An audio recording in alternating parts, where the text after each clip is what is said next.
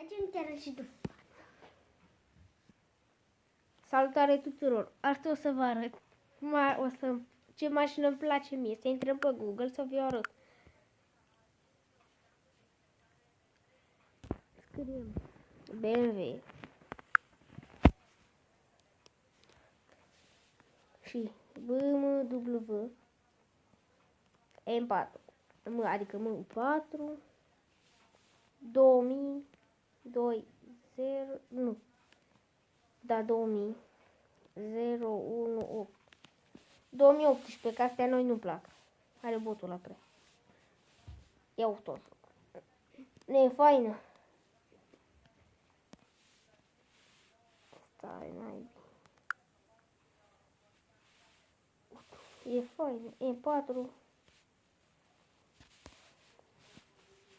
E4. Prețul cred că la el este în jur de 50.000, 20.000, depinde. 1 miliard poate fi. Bine că BMW e de ficție. Na.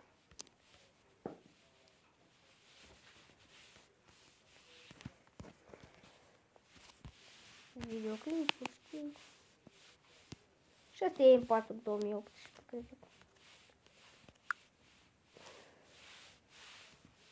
Intrăm iar pe car parking.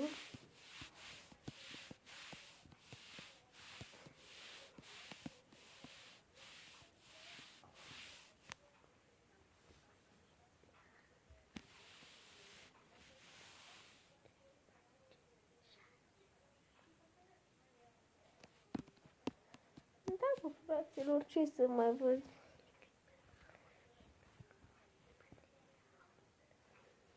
Da, e aici și lângă mine, soră mea.